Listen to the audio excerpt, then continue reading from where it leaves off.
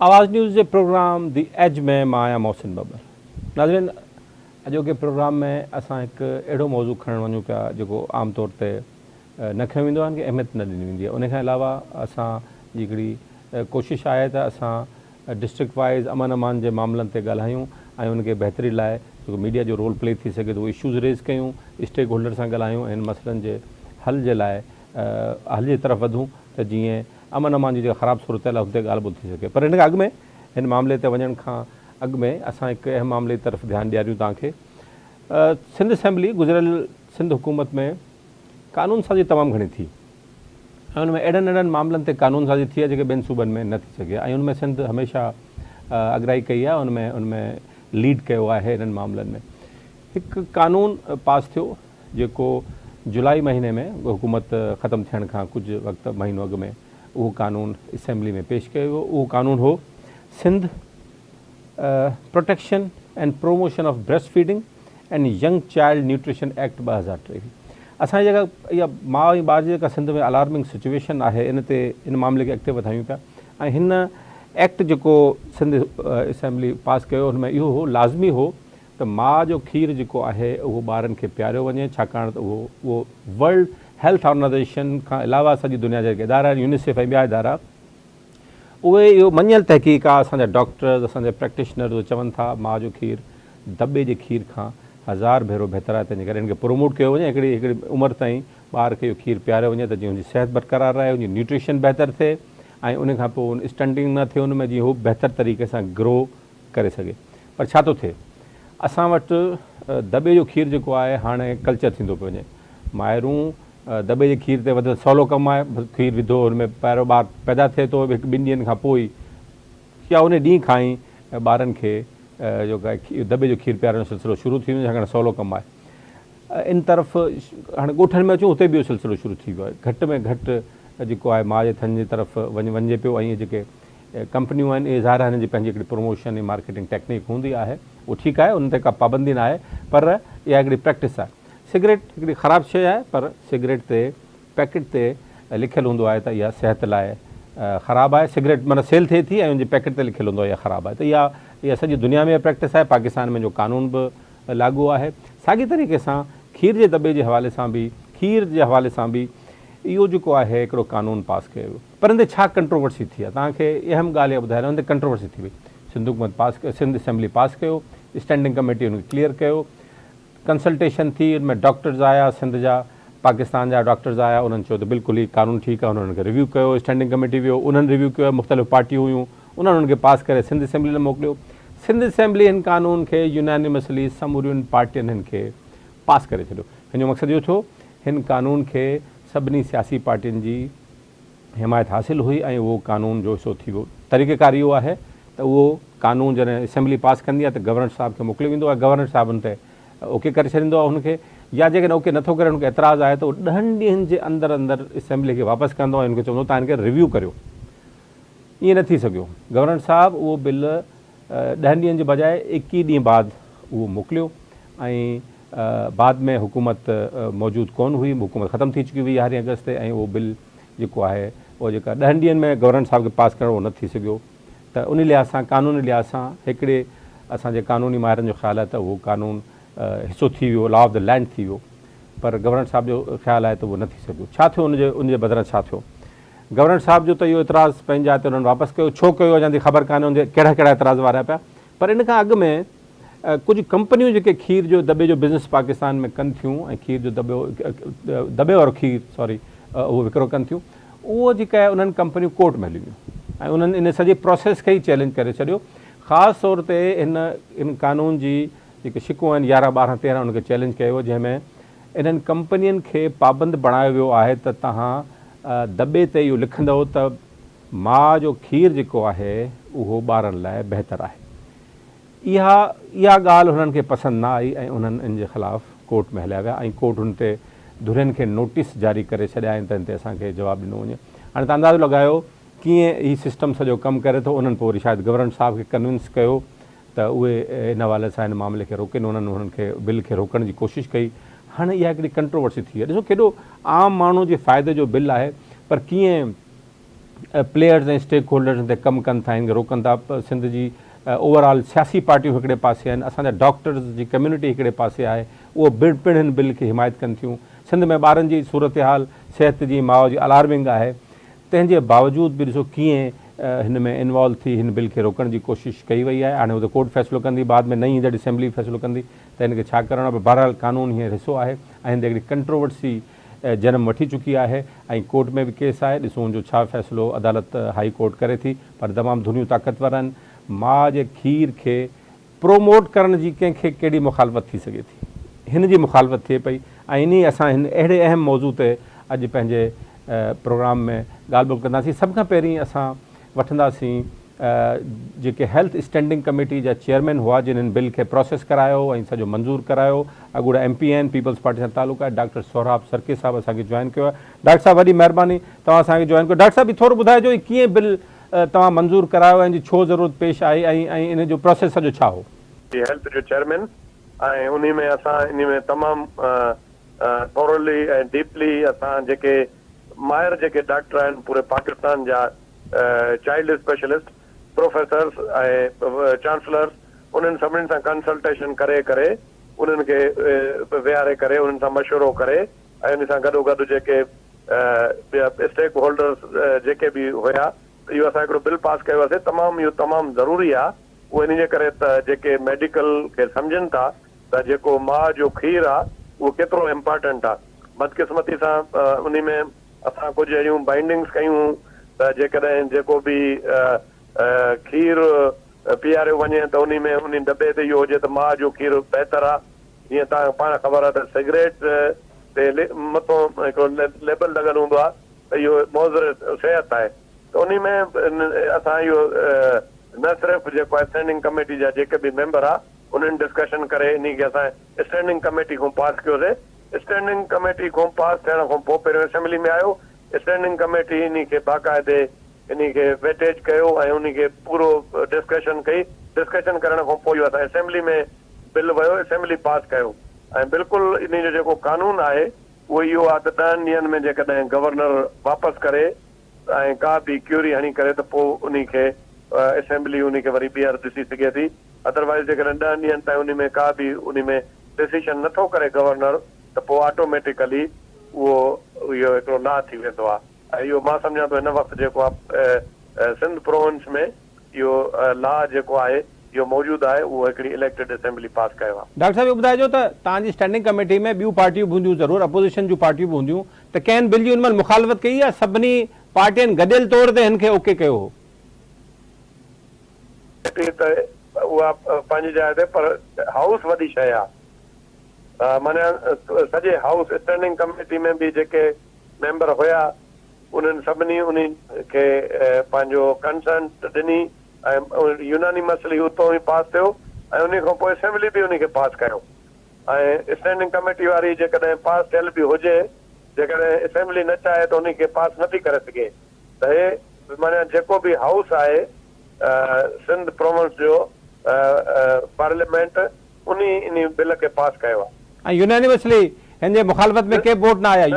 Unanimously unanimously थियो। अच्छा doctor साहब, हाणे ही तव्हां छा था सम्झो हिन जी एॾी मुखालफ़त हिन अहम मामले जी, जेका सिंध जे नसलनि जो, सिंध जे ॿारनि जी, हिन में सिहत ऐं न्यूट्रिशन इन्वॉल्व आहे, त हिन कानून जी एॾी मुखालफ़त ऐं हिन खे एॾी रोक टोक छो पई थिए? असल में ॻाल्हि आहे त कुझु जेके आहिनि कंपनीज़ आहिनि, माना इहे खीर जूं जेके आहिनि उहे खीर इम्पोर्ट बि करनि थियूं, शायदि लोकल बि आहिनि, उहे हिन जी मुखालफ़त करनि थियूं। अदरवाइज़ इहो कानून जेको आहे इहो तमामु बहितरीनु कानून आहे ऐं WHO जी जेकी रिक्वायरमेंट आहे उन मुताबिक़ आहे। ऐं उन में जीअं जेके उन जूं कानूनी लवाज़मात आहिनि उहे पूरा कया आहिनि 100%। ऐं उन्हनि में छा आहे त असां इहो चयोसीं त जहिड़े नमूने सां तव्हां कंहिं किरियाना स्टोर ते वञो, उते बि तव्हांखे दॿे वारो खीर या वरी जेको आहे ॿारनि वारो जेको आहे ड्राई मिल्क उहो मिली वञे थो ऐं उन जी सही ख़बर बि न आहे, इहा बि ख़बर न आहे त उहो को डेट एक्सपायर आहे, उन में काफ़ी नुक़सान थियनि था। खोड़ असां इन में अहिड़ियूं सुठियूं शयूं मोहसिन साहब कयूं हुआसीं त जीअं असां खीर सफ़ा उन ते बैन बि न कयोसीं, पर मक़सदु आहे त असां उन्ही खे चयोसीं त जेको इहे प्रोडक्ट आहिनि उहे बि जेके आहिनि स्टैंडर्ड हुजनि ऐं उहे सदा हलनि, पर सभ खां बहितर जेको खीरु आहे उहो बीइंग अ डॉक्टर मां ई सम्झां त उहो माउ जो खीरु आहे। ऐं उन्ही में जेके असां वटि अमवात जी जेकी परसेंटेज वधियल आहे, रेट वधियल आहे, उहो बि इन जे करे त जेके इहे जेके खीर आहिनि सभु स्टैंडर्ड आहिनि ऐं उहे जॾहिं ॿारनि खे मिलनि था त उहे मुख़्तलिफ़ बीमारियुनि में विघी पोइ वीचारा फोत था थी वञनि। इन जे करे इन कानून ते जेकॾहिं अमल थिए त उन में न सिर्फ़ु त ॿारनि जी जेकी आहे सर्वाइवल जो रेशो वधंदो ऐं उन खां बाद में किरोड़े रुपयनि जी बचत बि थींदी। जेके ख़राबु सब स्टैंडर्ड खीर पीअण सां ॿार बीमार थियनि था, जेके माण्हू वरी दवाउनि ते ख़र्च करनि था। जी डॉक्टर साहब वॾी इन में डिस्कशन खां पोइ इहो असां पास कयो। डॉक्टर साहब गवर्नर साहब जो जी डॉक्टर साहब रोके थो।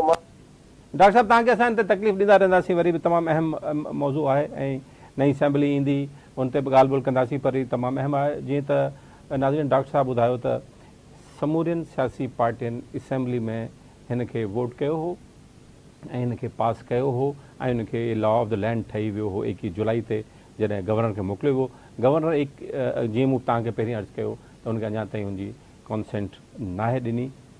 हिन मामले ते असां वधीक ॻाल्हि ॿोल्हि कंदासीं। जी नज़र सां गॾु मौजूदु हुआ डॉक्टर सौराब सर्की साहब, जेके स्टैंडिंग कमेटी जा चेयरमैन हुआ, जिन्हनि इहो बिल अॻियां वधायो ऐं हुनखे फाइनल कयो। हाणे असांखे इन साॻे मामले ते ॻाल्हि ॿोल्हि करण लाइ जॉइन कदा पाकिस्तान पीडियाट्रिक एसोसिएशन जा general secretary doctor Khalid Shafi साहब।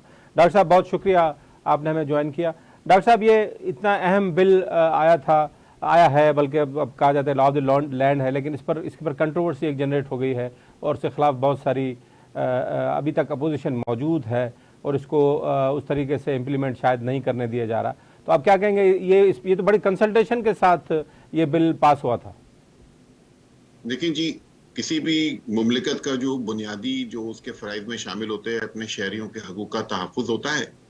और बच्चे जो होते हैं, ये माँ बाप हो, मुआशरा हो, कोई मुल्क हो, उनकी जानो माल की हिफाजत को यकीनी बनाना हर एक का फ़र्ज़ होता है। तो रियासत एक माँ है, हमारे बच्चों को भी माँ है। हमारे बच्चों को जिन चीज़ों से नुकसान पहुँचता है उसको रोकना, उससे तहफ़्फ़ुज़ फराहम करना हमारी हुकूमत की जिम्मेदारी है। ये तो बुनियादी बात है। तो ये एक तस्लीम शुदा अमर है कि बच्चे के लिए माँ का दूध बेहतरीन ग़िज़ा है। हमारे मुल्क का शुमार उन मुल्कों में होता है जहाँ पर हमारी इन्फेंट मोर्टिलिटी यानी 1 साल से कम बच्चों की शरह हाईएस्ट हैं, सबसे ज़्यादा हैं। ये एक शेमफुल सी सिचुएशन होती है और ये एक बहुत जुल्म होता है कि माँ बच्चे को पैदा करती है और उनमें से हमारे जो बच्चे हैं तकरीबन 60 के करीब 1 साल से पहले दुनिया से चले जाते हैं। उनमें से जो वजह है वो ऊपर का दूध पीना है, माँ का दूध ना पीना है, टीके ना लगाना है और वजह तो लेकिन टॉप पर जो है ना ये ब्रेस्ट फीडिंग का नाम होना है। तो ये एक बुनियादी जो फर्ज है जो हुकूमतों को अदा करना है, ये बिल भी इसी सिलसिले में बनाया गया था। एक बहुत अच्छा इक़दाम है। अब ये हुकूमत की जिम्मेदारी है कि इसके कानूनी पहलुओं को, दूसरी चीज़ों को इम्प्लीमेंट करे और इसका दिफा करे इस बिल का। डॉक्टर साहब, ये तो असेंबली से पास हो गया, तमाम की तमाम सियासी पार्टियों ने इसके हक में वोट दिया और बड़े अच्छे तरीके से ये आगे चला गया, लेकिन गवर्नर हाउस की तरफ से इस पर मुखालफत ज़ाहिर कोई टेक्निकल वजह से की जा रही है। लेकिन वो जो हमारे ये एसोसिएशन है, जो कि ये जो डब्बे का दूध बनाते हैं, लेकिन इनके ऑब्जेक्शन आपको क्या वैलिड नज़र आते हैं कि इनके ऑब्जेक्शन वैलिड हैं कि ये चीज़ें नहीं होनी चाहिए? मिसाल के तौर पर छोटा सा मिसाल दूँ, वो कहते हैं जी माँ का दूध बच्चे के लिए मुफीद है, ये आप डब्बे पर ना लगाएं। देखिए जी, बात ये है कि जो साइंसी फैक्ट्स हैं, जो इंटरनेशनल रिकमेंडेशंस हैं तमाम चाइल्ड स्पेशलिस्ट की, एसोसिएशंस की, दुनिया के इदारों की, WHO की, यूनिसेफ की, यही है कि बच्चे के लिए बेहतरीन दूध माँ का दूध है। ये इस बात में तो कोई शुबा नहीं है। बेशक जैसे एक दवाई होती है उसकी जरूरत होती है, अब हम दवाइयां बनाना बंद कर दें ये तो कोई बात नहीं हुई ना, लेकिन दवाइयों को बनाकर उसके इस्तेमाल एक तयशुदा तरीके से होता है कि जिसको जरूरत है दवा की उसको दवा जरूर दी जाए। जिसको बुखार है उसको बुखार की दवाई दें, जिसको बुखार नहीं है उसको बुखार की दवाई नहीं दी जाएगी। एक सिंपल सी बात है। तो हम यही कहते हैं, इस बिल में भी ये कहा गया है कि माँ को दूध पिलाया जाएगा। वो इंडिकेशंस हैं बहुत कम है जहाँ पर दूध के अलावा दूसरी चीजों की गुंजाइश है, और जहाँ गुंजाइश है वहाँ गुंजाइश को पूरा किया जाए। वहां पर जो बनाने वाले हैं उनकी जो प्रोडक्ट्स हैं उसको इस्तेमाल किया जाए मुनासिब तरीके से। लेकिन जहां पे बच्चे का बुनियादी हक है कि उसको माँ का दूध पिलाया जाए और जो इतनी शरह बात हमारी हैं वहां बच्चों को ना मरने दिया जाए। तो ये तो एक तस्लीम शुदा चीज है कि माँ का दूध ही पिलाया जाएगा बच्चों को, और अननेसेसरी जो प्रेशर्स होते हैं, जो मार्केटिंग टेक्निक्स होती हैं, उनको इजाजत नहीं होनी चाहिए करने। लेकिन सर ये तो देखें बहुत बहुत ताकतवर लोग हैं ये, चले उनके बाद उनके अपने रीजंस होंगे, लेकिन देखिए किस तरीके से इसको रोकने की कोशिशें हो रही हैं और गवर्नर हाउस तक वो लोग पहुंच गए हैं और उस पर एतराज़ात किए जा रहे हैं। तो आप समझें कि इसका कैसे मुकाबला किया जा सकता है? एक तस्लीम शुदा अम्र का जिसका आपने जिक्र किया है, इंटरनेशनल रिकग्नाइज्ड एक थ्योरी है, एक अपना गाइडलाइन है। हर इंडस्ट्री को या जो भी कारोबार करता है उसको अपने कारोबार के दिफा का हक तो है, ये तो बात है, लेकिन ये हुकूमत की जिम्मेदारी है कि हर कारोबार को या जो इंडस्ट्री है वो अपनी हदूद में काम करे, हदूद से बाहर ना निकले। जिस चीज के लिए वो है, अब टीवी पे अगर इश्तिहार आने शुरू हो जाए दवाइयों के कि लोग दवाइयां इस्तेमाल करें तो कोई बात नहीं हुई ना। दवाई डॉक्टर लिखता है, माँ का दूध अगर नहीं मुयस्सर है उसकी जगह क्या पिलाना है ये एक मेडिकल प्रिस्क्रिप्शन होना चाहिए, इसके अलावा और कोई चीज नहीं होनी चाहिए। बेशक इसकी एक जगह है, लिमिटेड है। अब ये हुकूमत की जिम्मेदारी है कि उसने बिल पास किया है उसका दिफा भी करे, कानूनी जो मुशदाफियां हैं उसको हुकूमत इंशाल्लाह हुकूमत उसको जो है ना उससे कर लेगी। हमारी मोअज़्ज़िज़ अदालतें भी इस चीज को समझती हैं। जो कानूनी मसाइल है, मैं तो जाहिर सी बात है एक्सपर्ट नहीं हूँ, हम तो सिर्फ एकेडमिक बात कर सकते हैं, जो बच्चों की फलाह की बात कर सकते हैं। बाकी कानूनी मसाइल इंशाल्लाह जो हमारे मुतालिका फोरम है वहां पर यह हल हो जाए। डॉक्टर साहब एक और बड़ी अहम बात कि हमने देखा है बाज़ों का, हर जगह ऐसा नहीं होता, लेकिन बाज़ों का पीडियाट्रिक एसोसिएशन से आपका ताल्लुक है, जो पीडियाट्रिशियंस हैं ज़्यादातर वो भी प्रिस्क्रिप्शन में कभी कभार लिख देते हैं कि जी ये दूध पिलाए जाके डब्बे का बच्चों को, ये भी देखने में आया है। ये देखिए बिल्कुल बिल्कुल देखने में आया होगा। मैंने आपको कहा दो चीजें हैं, जैसे दवाई है उसका इस्तेमाल किया जाता है ना, डॉक्टर दवाइयां लिखते हैं ना, गैर जरूरी ना लिखें, हम ये कहते हैं। हम ये किसी और को नहीं मुर्दे इल्जाम ठहराते किसी भी चीज का। हम कहते हैं हर काम एक तरीकेकार से हो, डॉक्टर भी एक तरीकेकार से लिखें, जिसको जरूरत है उसको लिखें, जिसको जरूरत है उसको ना लिखें। इसी तरह प्रमोशन भी जहां जरूरत है प्रमोशन उस तरीके से की जाए, बस इतनी सी बात है। तो डॉक्टर साहब ये फिर आखिरी सवाल आपसे कि इसको कैसे इस मामले को, क्योंकि ये बहुत अहम चीज़ है, लोग इस पर ज़्यादा अहमियत देते नहीं हैं और इसका डब्बे का दूध का इस्तेमाल बढ़ता जा रहा है, ख़ास तौर पर अभी रूरल एरिया तक भी पहुंच चुका है। तो ये तो सूरत हाल पर ख़राब होती जाएगी, बच्चों की न्यूट्रिशन के हवाले से प्रॉब्लम्स आ रहे हैं। हमारे देखें स्टंटिंग और वेस्टिंग के क्या मसाइल हैं, सिंध सबसे पीछे है, ना सिर्फ पाकिस्तान में सारी दुनिया में पीछे हम लोग जा रहे हैं। तो ये तो वन ऑफ द फैक्टर्स ज़रूर है कि इस मामले को बड़ा सीरियसली देखना चाहिए, ना सिर्फ हुकूमत को, बाकी तमाम स्टेक होल्डर्स को भी।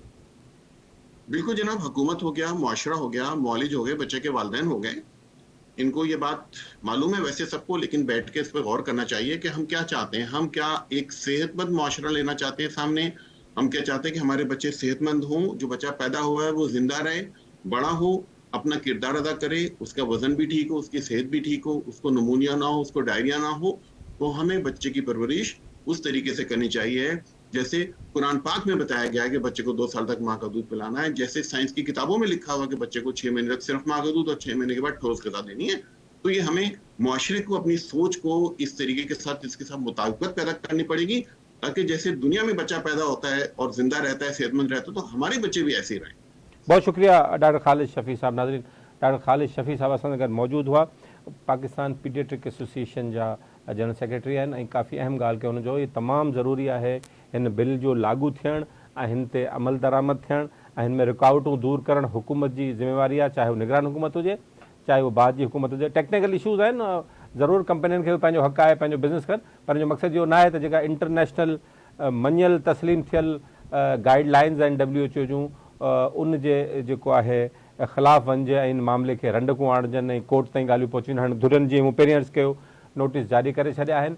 मां ऐं ॿार जी सिहत जो मामिलो, ॿारनि जी सिहत जो मामिलो सिंध लाइ तमामु हिकिड़ो सीरियस संजीदा मामिलो आहे।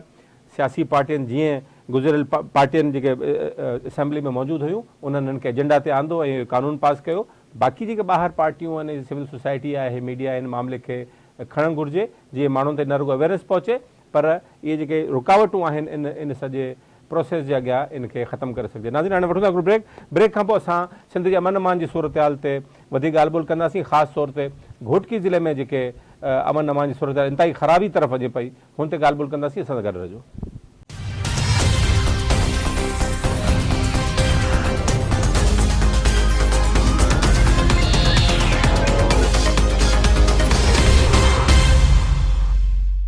वेलकम बैक नाज़रीन। हाणे हिन सेगमेंट में असां ॻाल्हाईंदासीं सिंध जे अमन अमान जे मामले ते। असां कंटिन्यूअसली पंहिंजा प्रोग्राम्स कयूं पिया ऐं कोशिशि कंदासीं त जीअं जीअं असांखे तहक़ीक़ी अंग अखर मिलंदा ऐं उन एविडेंस मिलंदो ऐं उन ते ॻाल्हि ॿोल्हि थींदी ऐं जनरल ॻाल्हि न कजे पर एविडेंस सां ॻाल्हि कजे त ख़बर पवे त मुख़्तलिफ़ ज़िलनि में अमन अमान जी सूरत हाल छा आहे। तव्हांखे यादि हूंदो त असां अॻे बि सिंध में ओवरऑल अमन अमान ते सूरत हाल ते प्रोग्राम करियूं पिया ऐं उन में असां ॿुधायो आहे त कीअं सिंध जे ज़िलनि में सिंध जे मुख़्तलिफ़ डिवीज़न्स में अमन अमान जी सूरत हाल ख़राबु थींदी वञे पई ऐं उन ते को असांखे कंट्रोल या उन इम्प्रूवमेंट नज़र नथी अचे।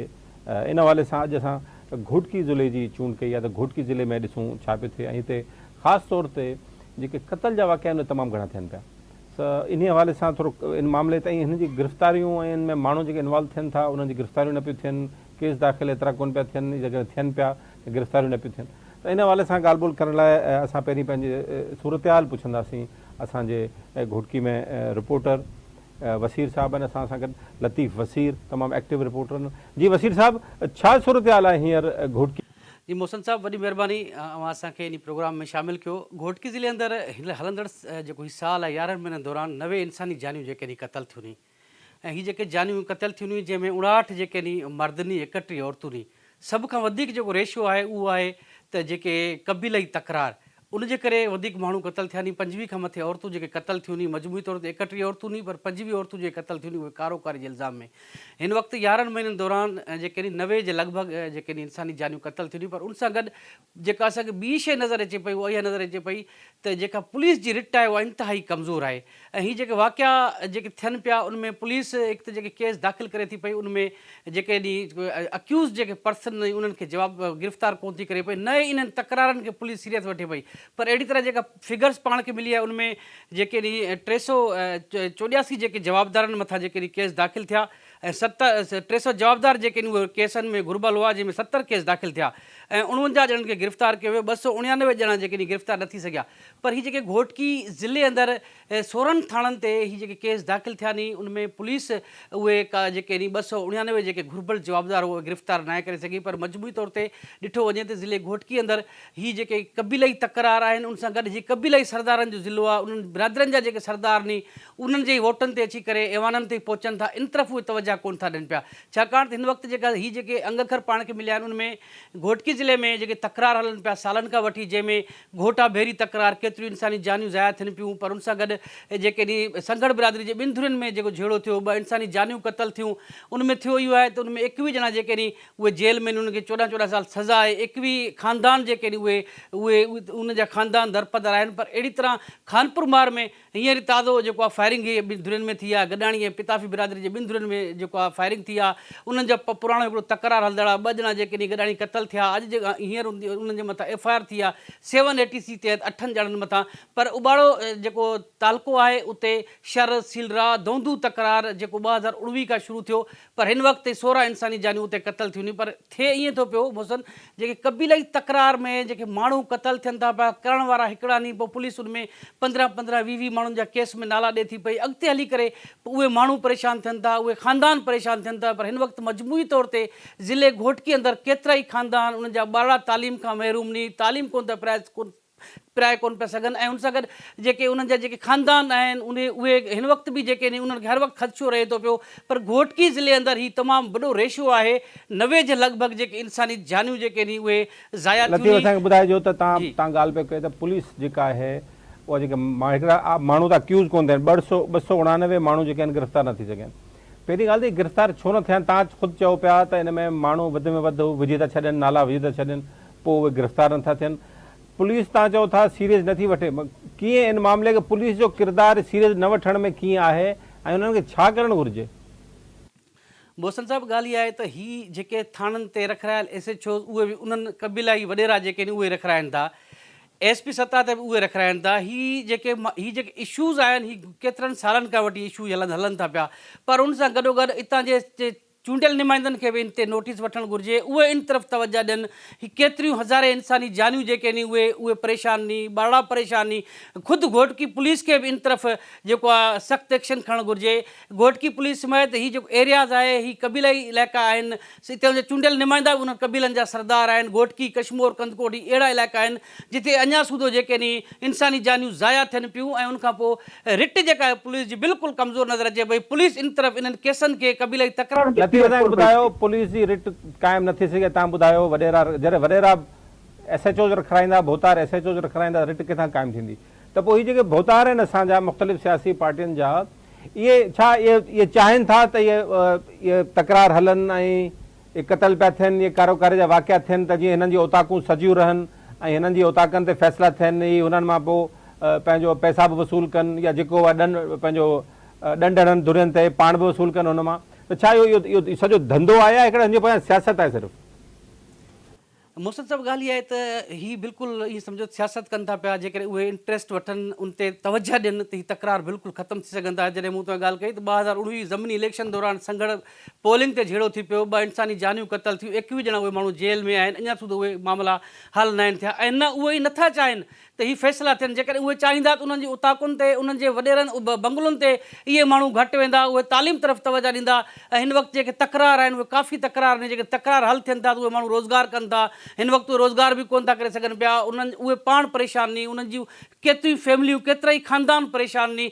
जेको हिकिड़ो माण्हू अक्यूज़ड आहे, जेको ॾोह करे थो, उनजी आड़ में केतिरा ई माण्हू जेके नी उन जी बाह में जेको आहे उहे सड़नि था पिया। पर हिन वक़्तु सरदार बि नथा चाहिनि त ही वाक़िया जेके नी इहे फ़ौरन उते ख़तमु थियणु घुरिजनि। ॾिसो न, हींअर इलेक्शन अचे थी पई, हींअर इलेक्शन अचे थी, हिकु तरफ़ घोटकी ज़िले अंदरि यूरिया जो बोरान आहे, उहे सियासतदान नथा चाहिनि। उहे जिन माण्हुनि ॾे वोटनि जे लाइ वेंदा, बाबा यूरिया जो सारो इशू आहे, को असां नोटिस वठूं, ही कबीलाई तकरार सालनि खां हलनि था पिया, उहे नथा चाहिनि ही तकरार हल थियनि। तकरार हल थींदा त उन्हनि जो ताकुनि ते माण्हू सलामी कोन भरींदा ऐं उन्हनि ॾे माण्हू वेंदा कोन। ठीकु आहे, वॾी महिरबानी लतीफ़ असांखे जॉइन करण जे लाइ। ये नाज़रीन, मामले ते ॻाल्हि ॿोल करण लाइ असां लाइन ते असां सां मौजूदु आहिनि SSP घोटकी अनवर खेतरान साहब। खेतरान साहब, बहुत शुक्रिया, आपने हमें टाइम दिया।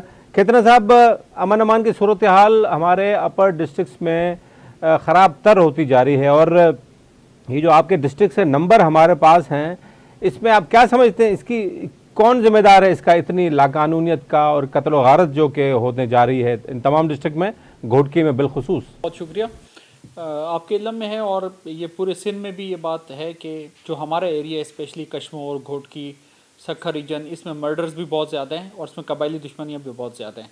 इसमें जो कबायली इलाके हैं और उनके जो इश्यूज़ हैं, उसमें जितनी पुलिस की ज़िम्मेदारी है उससे कहीं ज़्यादा ज़िम्मेदारी कबायली लोगों की है, सरदारों की है, यहाँ पे जो मजहबी जमातें हैं और इसके अलावा जो यहाँ पे पीर फ़कीर और जो दरगाहें हैं, इन तमाम की मुश्तरका ज़िम्मेदारी है कि लोगों को खैर की तरफ लाएँ। अब इशू यहाँ पे ये हो गया कि पहले चूँकि कबायली निज़ाम बहुत मजबूत था तो इश्यूज़ अप होते थे लेकिन रिज़ॉल्व हो जाते थे। अब थोड़ा कबायली निज़ाम कमज़ोर हुआ है लेकिन लोगों की दुश्मनियाँ चल रही हैं और दुश्मनियाँ बढ़ रही हैं लेकिन रिज़ॉल्व नहीं हो रही। और सेकेंडली इसमें चूँकि वेपन्स बहुत ज़्यादा हो गए हैं, स्पेशली अफ़गान वार के बाद, और अब ये सेकेंड अफ़गान वार जब हुई है इसके बाद तो वेपन्स बहुत ज़्यादा बढ़ गए हैं, तो लोगों का वायलेंस भी बढ़ गया।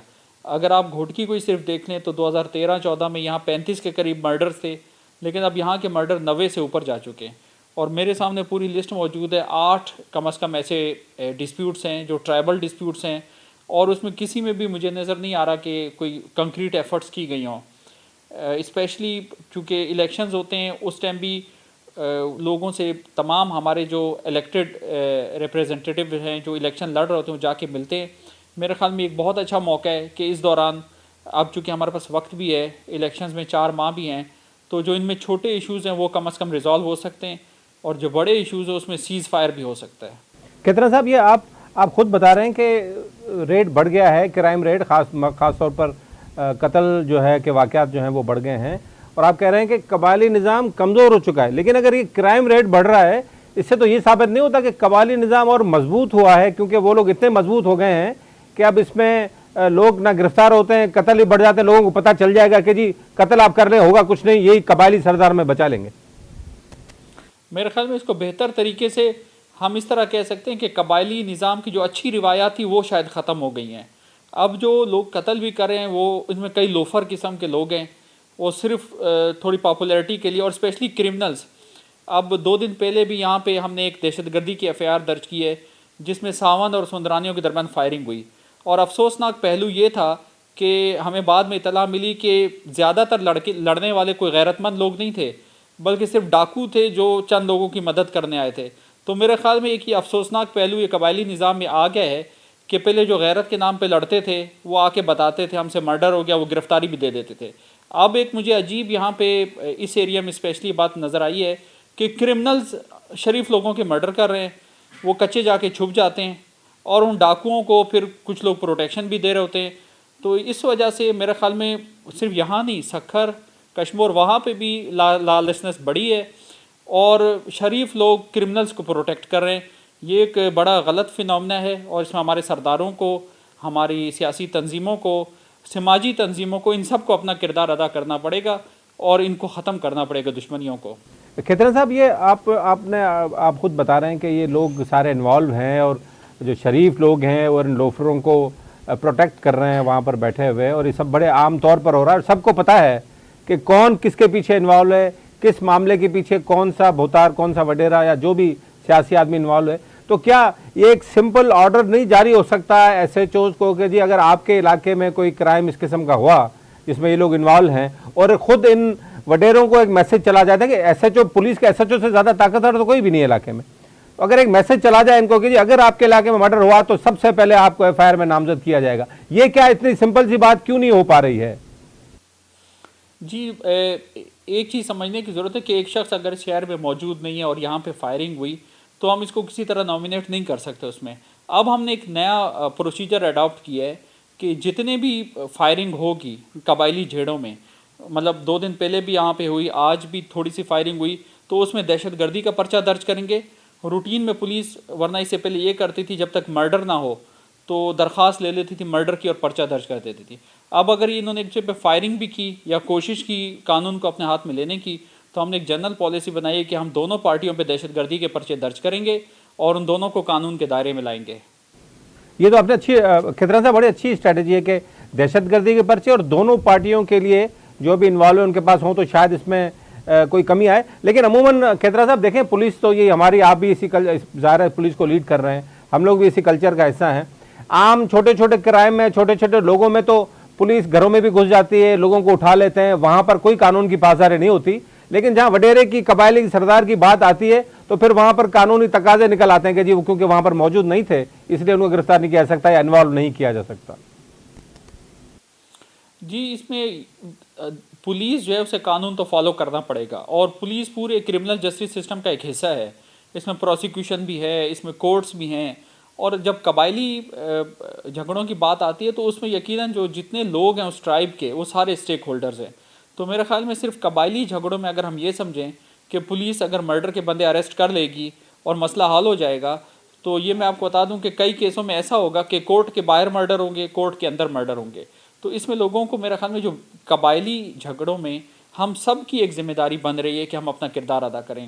پولیس کی طرف سے انشاءاللہ ہم یہ کردار ضرور ادا کریں گے کہ ان تمام لوگوں کو بک کریں کیسز میں اور ہم کوشش کریں اریسٹ کی.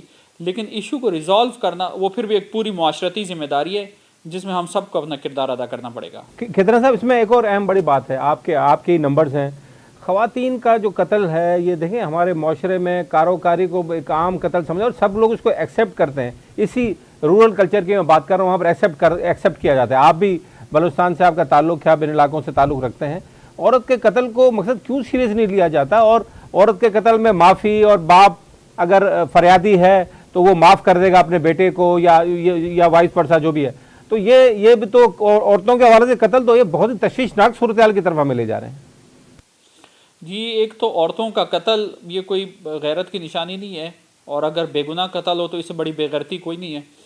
ہم اس میں یہ کریں چونکہ قانون بھی بدل چکے ہیں، قانون میں 311 کی سیکشن آ چکی ہے، وہ ہم جس بھی FIR ہمیں جس میں پتہ لگ رہا ہے کہ یہ کاروکاری کا کیس ہے اس میں ہم انشور کر رہے ہیں. کچھ عرصہ پہلے ایک کیس ہوا کچے میں، تو ہم نے انشور کیا کہ 311 کی سیکشن ایڈ ہوگی اور پرچہ بھی ہم نے اسٹیٹ کی طرف سے دیا. اور اس کے بعد 311 ایڈ کرنے کے بعد کہیں بھی صلح ایکسیپٹیبل نہیں ہوتی، اگر گھر والے انوالو ہیں تو انہیں بھی سزا ملتی ہے. तो हम इंश्योर कर रहे हैं कारोकारी के जितने केसेस हैं इंशाल्लाह आपको उसमें हमारे डिस्ट्रिक्ट में रिजल्ट्स मिलेंगे कि हमने तमाम में 311 सेक्शन ऐड किए है और किसी भी तरह हम सुलह की तरफ उनको नहीं ले जाएंगे। तो इसमें कितना था ये 25 औरतें कत्ल हुई कारोकारी के सरसे में, तो आप बता रहे हैं कि 311 आपने अप्लाई किया, ये तो बड़ी अच्छी बात है कि स्टेट की तरफ से केस दाखिल हो। तो क्या ये 25 के 25 311 में आए हैं या कितने फीसद केस इसमें 311 में इन्वॉल्व हुए ताकि सुलह ना हो और उनको सजा मिले? जी कारोकारी की तो अब ये स्पेशल 100% हम इंश्योर कर रहे हैं कि सब में 311 सेक्शन ऐड हो रहा है। बहुत शुक्रिया खेतरान साहब, thank you very much for joining us. नाज़रीन, खेतरान साहब असां सां मौजूद आहे SSP घोटकी। ॿ टे ॻाल्हियूं उन्हनि अहम कयूं आहिनि। हिकिड़ो इहो त क़बाइली झेड़नि में जेके चवंदा एज़ ए स्ट्रेटजी असां खयों आहे त क़बाइली झेड़नि में जेके पाण में धुरियूं विढ़नि थियूं, हिक ॿिए जा खून थियल आहिनि, उन्हनि जे मथां ॿिन्ही धुरियुनि जे मथां ATA जा केस, एंटी टेररिज्म जा केस दाख़िल कया वञनि त जीअं उन्हनि सभिनी खे कानून जी गिरफ़्त में आंदो वञे। ॿी अहम ॻाल्हि, कारोकारी जा केस स्टेट जी तरफ़ां दाख़िल थियणु घुरिजनि। इहा तमामु अहम ॻाल्हि आहे। 311 वारो जेको PPC एक्ट आहे, PPC कलम आहे 311 वारो, उन में सुलह जी गुंजाइश ख़तमु थी वेंदी आहे। जेकॾहिं दाख़िल थी वञे त पोइ ईअं नथो थिए त पीउ पुट खे माफ़ु करे छॾे या वाइस वर्सा चाचे खे भाउ खे माफ़ु करे छॾे, या इन में माफ़ी जेका आहे घर जा भाती क़तल कनि, घर जा भाती माफ़ी ॾेई छॾनि। त इहो जेको औरतुनि जे ख़िलाफ़ क़तल वारो मामिलो आहे, इहो 311 एज़ ए स्ट्रेटजी सॼी सिंध में जेकॾहिं पुलिस इख़्तियार करणु शुरू करे त पोइ त इहे माफ़ियूं सभु ख़तमु थी वेंदियूं ऐं पोइ औरत जे मथां जेको हीउ ज़ुल्म आहे, जेको क़तल थियनि पिया, ऐं तव्हां ॾिठो त कीअं घोटकी में सूरत हाल ख़राबु थी रही आहे, बल्कि सॼी सिंध में अंग खर अचनि पिया, ख़राबु थी रही आहे। अॼोके प्रोग्राम में एतिरो ई। इंशाल्लाह असां अमन अमान जे हवाले सां ॿियनि ज़िलनि में ऐं ओवरऑल ॿियनि इशूज़ ते जिन ते तमामु घटि ॻाल्हायो वेंदो आहे, जिन ते घटि ॻाल्हि कई वेंदी आहे, हुन ते असां ॻाल्हि ॿोल कंदा रहंदासीं। मोहसिन बबर खे अॼोके प्रोग्राम इजाज़त ॾींदा। सदाईं गॾु।